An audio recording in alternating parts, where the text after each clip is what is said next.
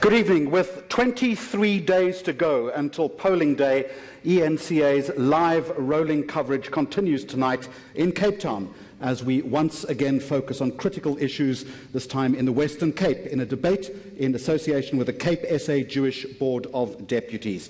For the next 60 minutes, in front of a live audience, we are going to interrogate policy, practice and personality. And here are the party representatives from my left. This is Ferlon Christians, who is the ACDP Provincial Leader. Good evening. Thank you very much. Next to him is Ebrahim Rassol, ANC Western Cape Head of Elections. You also know him as a former Western Cape Head. Standing next to Mr. Rassol is Alan Winde, DA Western Cape Premier Candidate. Good evening. Good evening. And on my far left, Brett Herron, who is the Good Secretary General.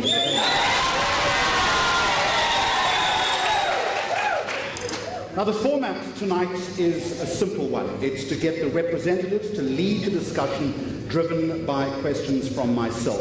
If time permits this evening, and I know there will be time, we will get to the audience. I would ask audience members, and we are in front of about 300, 350 people here tonight at the Century City Convention Centre, please to keep the questions short, sharp and succinct. As I said to all of you a little earlier today, we are not looking for keynote speeches. So let's get things underway if we can. It's an opening question to all of you.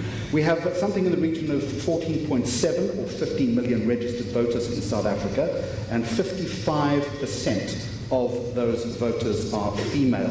Yet, I look at the four of you and I see four men standing in front of this audience. I'm going to start with you, Mr. Christians. What sort of message, I wonder, does that send out to the electorate? Thank you very much for the question. I don't think this has anything to do with females. If you look at our list, we've got a list representing females because females is very important to us.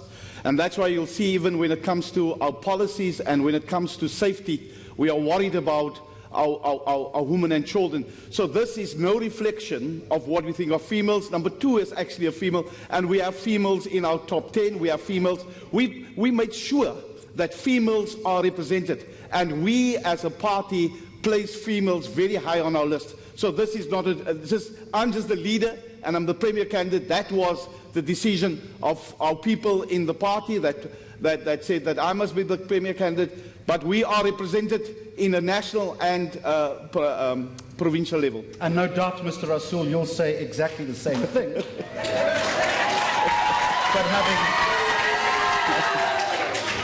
But having said that, maybe fill us in, if you could, on how far your party is with its sexual harassment policy, which, when I last read, you were still formulating. Where are you now? Well, let me tell you that, firstly, I'm not going to patronize anyone, especially women. I think that the ANC has made it very clear and has been the path setter that every second candidate will be a woman. We have even gone further and said that not only will women be advanced, they will also be protected against sexual harassment, and therefore the fact that we are able to debate this matter is because the ANC is one of those parties that takes action against its own people who harass women. I want to go further and say that you've certainly taken your time in developing a policy, haven't you? I think that what we are saying further is that not only do we have the distinction of having the fourth highest representation of women in parliaments anywhere in the world, we have of the highest representation of women in cabinet, in the civil service, and we are also driving that policy right into the boardrooms and the sports fields of this country. So it is not only it's important that we have a representation right, but it is what do you do to advance the case of women across the country, and what do we do to make sure that women are at the decision-making table anywhere else in the world, whether the judiciary, whether the sports field, whether the economy, the classrooms, everywhere else. That is a global distinction that the ANC has ushered into this country and into the world. Let me go to the third male on the panel, Mr. Winde. So, first of all, the Premier of this province at the moment, and has been for 10 years, she is a woman. I have And I must say that I have some fairly large shoes to fill should I be successful after this election. But of course, it is also about us making sure that we are building one South Africa for all, and making sure that whether every single job or opportunity we create, whether it be in education, jobs, in safety, I mean safety at the moment, if we have a look in our province at the moment, I think that's probably the biggest issue that we have to focus on, crime, and crime specifically affecting women. We've got one of the highest murder rates, and we've got a massive rape rate in our province that, I mean, we cannot be proud of at all, and we've got to make sure that we change it. So if you have a look at crime at the moment, I think that is where the ANC has failed dismally. Managing it out of Pretoria, we need to bring that kind of management down to a provincial and local level, so we really start to tackle crime and where it actually is hurting women the most. Brett Herron, you'll say exactly the same thing to me about having a female leader, and I will concede that point. But you will also concede that not enough surely is being done across party political platforms to promote this particular issue that we're talking about. A whole lot more could be done, couldn't it? Well, absolutely a whole lot more can be done. The Good Movement is led by two women. Our top two leaders are women, Patricia de Lille and Ntabiseng Lepoko is our national chairperson. But the Good Movement has structured itself in a way where we don't have separate women's leagues or women's networks. Women are seated at the table and playing a major leadership role in our movement.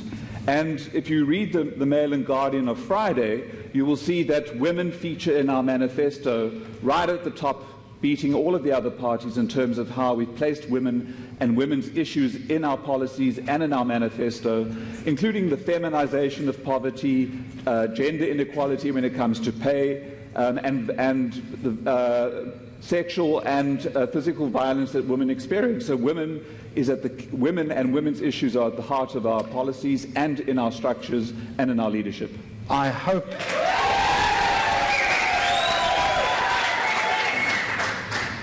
the four of you have done enough then to convince 55% of the electorate. Let's move on. Let me go to you, Mr. Winde. Some years ago, there was a report from the Human Rights Commission that claimed the Western Cape had the highest number of, and I quote, reported cases of racism, xenophobia, and racial discrimination in the country. Many, Mr. Winde, would say that is even more true today. What are you doing about it?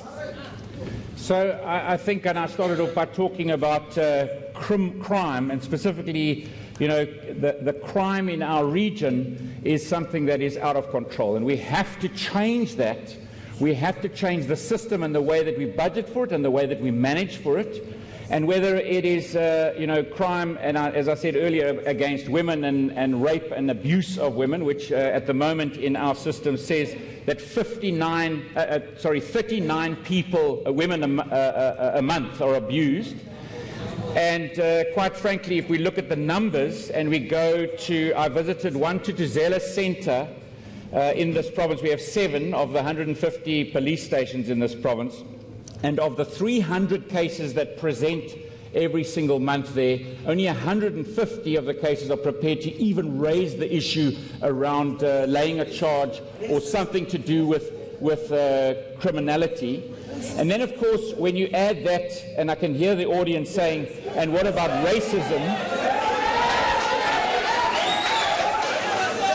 And what about racism? And of course, that's one thing that this party stands for. And if you think about going into this election where we are saying one South Africa for all, where political parties are dividing themselves on racial, religious, etc. lines, this party believes that we've got to build this one South Africa for all.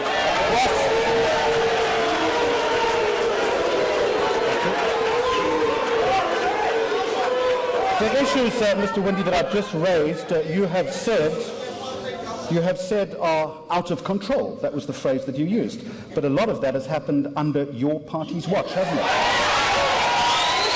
That is correct, and that is why you will see in our manifesto where we are saying we've got to change the decision-making out of Pretoria, out of Tshwane, and we've got to move that down. If we have a look at just how the budget is allocated, and we have a look at when we try and step into that space, how we are pushed back every single time. In our system, we say, in our constitution we say oversight happens at a provincial level and not a national level. Ebrahim Rassol, do you buy that argument? Mr. Winde is trying to duck an issue here. You see, this is a man whose premier, while being a woman, does not always do good for women. This man is evading. He draws a salary every month as the MEC for community safety. Sorry, Mr. Rassol, hang on, can I interrupt you? Doesn't do good for women in what respect? I'm not going to let you get away with that. What's the example? In what way? That same gender-based violence, the rape crisis that is here, that is an epidemic in the Western Cape, the unemployment figures amongst women, and the range of those different kinds of issues, the homelessness, and so forth. I want to say that here is a man who draws a salary every month as MEC for community safety. If he thinks the portfolio is as useless as what he says it is, he should resign. Give up the salary. Don't drive the car. Don't have the bodyguard. Don't live with that salary if the portfolio is as useless. Because if you are just the complainer-in-chief and the blamer-in-chief to say, there's a crime, it's national. There's a rape, it's national. You've got to do the honest thing and resign. Mr. Winde, I'll get to you in just a moment, and the other two parties as well. One thing, though, Mr. Rassol, it's all very well to play the blame game, particularly in this. That's what I'm accusing about. What I'm asking you is, how is your party in this province going to make it better? I want to say that I'm not only here to make a promise into the future, I'll actually draw from the past. When we were the government in the Western Cape up to 2009, we had 20,000 bambananis on the streets and over weekends, and we were able to put them at places where the lighting isn't good to keep people safe and safe. We put them on the trains. We were able to make sure that we worked with the police. About what happened, not what you're going to do. What I'm saying now is that what happened will not only be restored but will be expanded. We will get safety back onto the trains through, amongst others, the Bambanani. We will expand the anti-gang unit. We will be able to put the railway lines back on the trains. We will be able to ensure that where stations have been allowed to become dilapidated, that they be fixed up so that people feel safe when they go onto those stations, whether it's Kailicha, whether it's Lentegia, or anywhere else. That really is Mr. Rassol. Ladies and gentlemen, please, if I can ask you, I understand this is a very contentious issue. But if we're going to shout down and drown out the speakers, it's not going to serve anybody's best purpose. Please, can I ask you to be quiet? Mr. Winde, I will get back to you for right of reply. This is not a debate just between the ANC and the Democratic Alliance. Mr. Herron. Jeremy, I thought you asked the question about racism. Yes. And what Mr. Winde did is exactly what we say in our manifesto, that leaders in South Africa are shying away from speaking about racism. And you need leaders to stand up, step forward, and tackle racism head on. This debate is a debate that's titled No Place for Hate. And the premise of the good movement is that it doesn't matter what you look like, it doesn't matter where you come from, it doesn't matter who you love, and it doesn't matter who you pray for. You are protected by the South African Constitution, and leaders need to step forward and tackle racism head on if we're going to deal with this issue and its impact in our country. But Mr. Winde switched it to policing, and the DA wants to bring extra policing. All they want to do is lock up and catch people.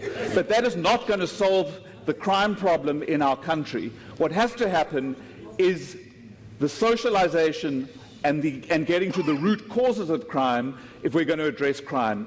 Bringing in a provincial police force will not work in South Africa. In Gauteng, within 1 hour, you can escape the boundaries and the mandate and the authority of the provincial police force that you're going to put in place. Herron, ladies and gentlemen, again, if I could ask you to be quiet. Thank you very much indeed. Mr. Herron, again, this is a debate about the Western Cape. Frankly, at this point, even though I'm from Johannesburg, I'm not interested. But what you're doing is you're saying we have to discuss and interrogate the root causes. Surely your party has done that. Put some solutions on the table that will enable this audience and the many, many who are watching us at home tonight. What's the differentiator? What are you going to do differently? If you want to reduce crime in South Africa, you cannot focus only on policing. This has been demonstrated in countries around the world that have actually reduced crime.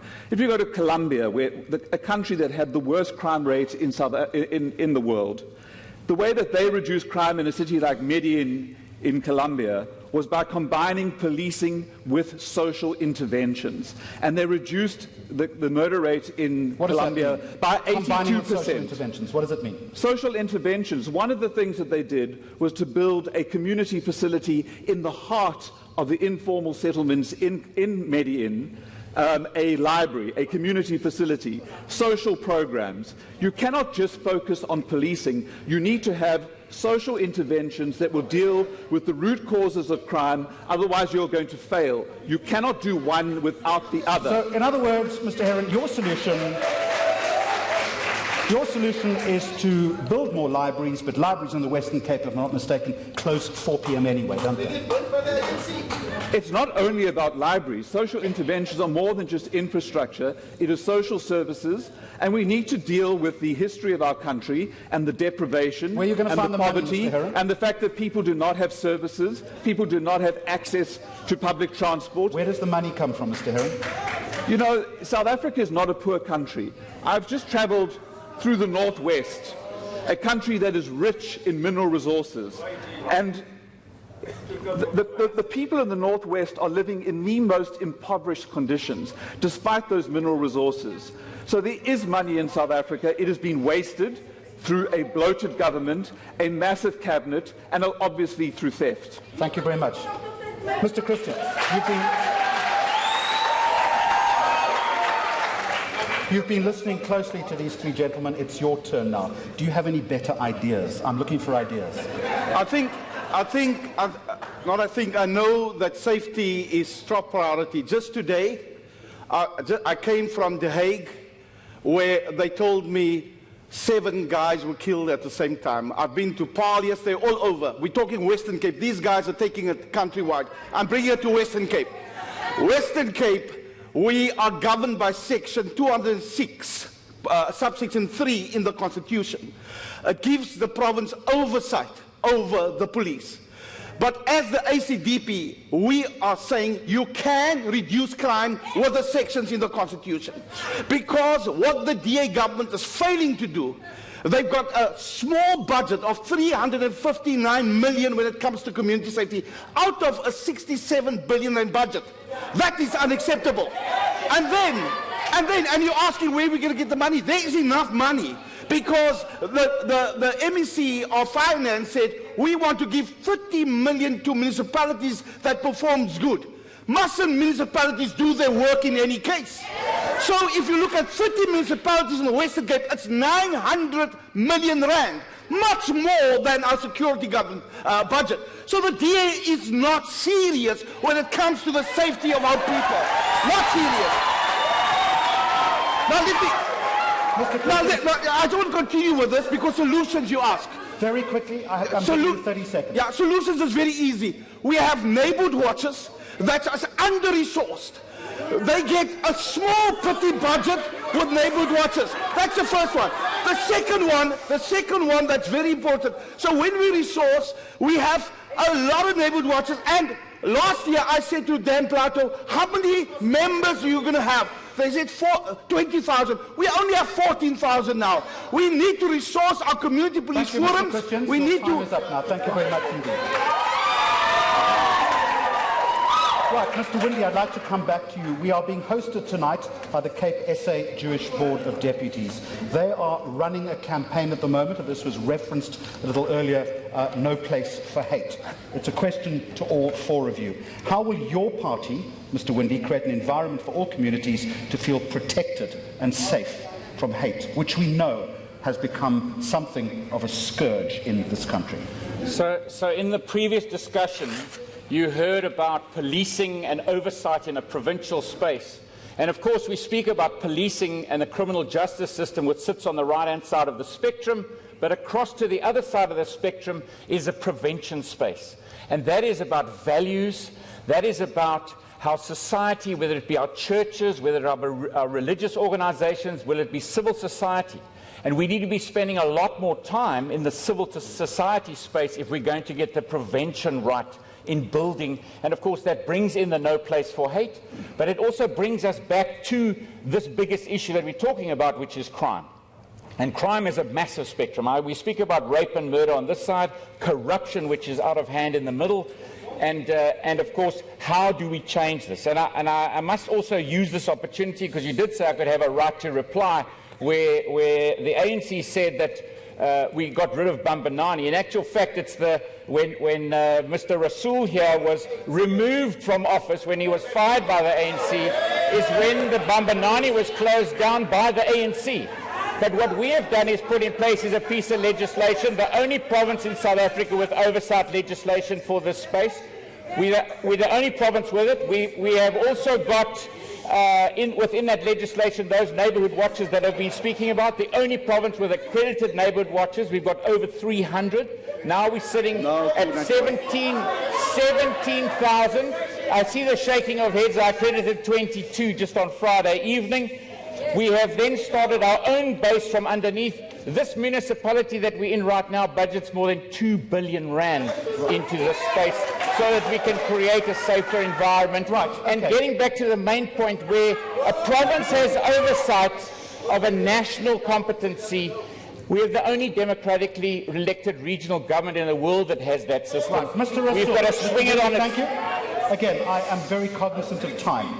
Mr. Winde, perhaps, or Mr. Rassol, perhaps you'd like to have a stab at the question.